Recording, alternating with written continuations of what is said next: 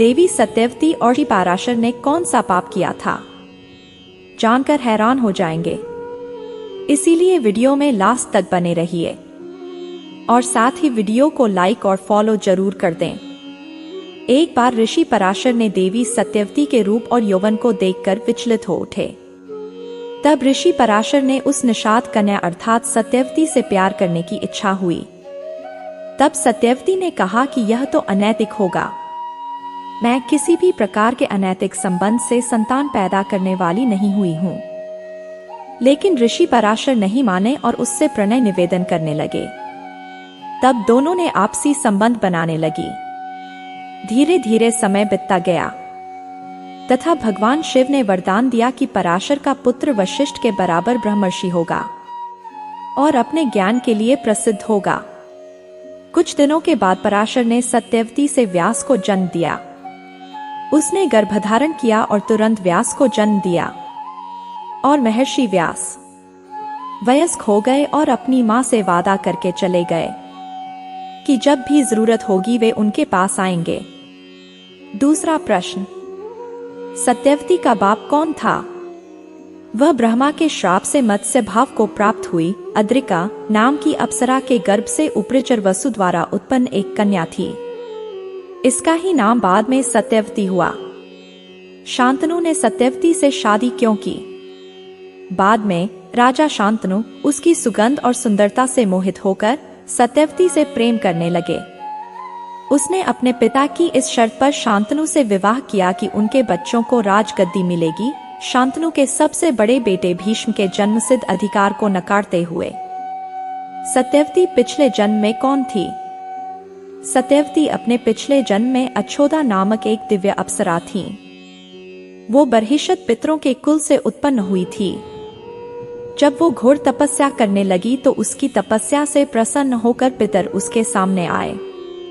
पराशर किसका पुत्र था? पराशर के पिता का नाम शक्तिमुनि था और उनकी माता का नाम अद्यशंती था। शक्तिमुनि वशिष्ठ ऋषि के पुत्र और वेद व्यास के पितामह थे। इस आधार पर पराशर वशिष्ठ के पौत्र थे। शांतनु ने सत्यवती से शादी कैसे की?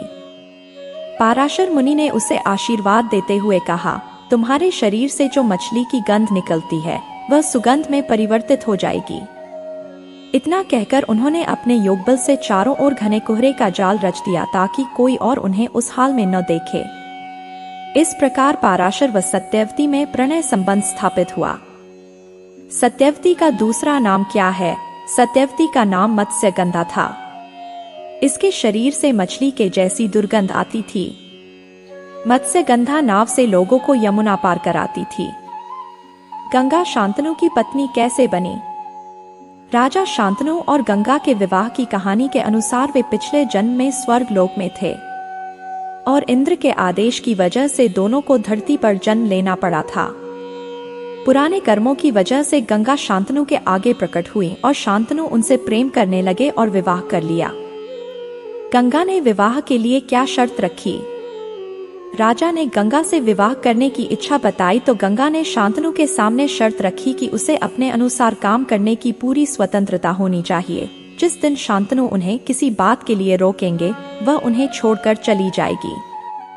शांतनु ने गंगा की ये शर्त मान ली और विवाह कर लिया। गंगा ने शांतनु को क्यों छोड़ा? वह सहमत हो गई, लेकिन एक शर्त पर कि शांतनु कभी भी उसके कार्यों के बारे में कोई सवाल नहीं पूछेगा। उन्होंने शादी कर ली और बाद में उसने एक बेटे को जन्म दिया, लेकिन उसने बच्चे को डुबो दिया। शांतनु उससे कारण नहीं पूछ सका क्योंकि उसने वादा किया था कि वह उसे छोड़ देगी। राजा शांतनु के दुखी रहने का कारण क्या था? वशिष्ठ ऋषि के श्राप के कारण भीष्म को पृथ्वी पर रहकर दुख भोगने पड़े। गंगा जब शांतनु के 8वें पुत्र को साथ लेकर चली गई तो वे बहुत उदास रहने लगे।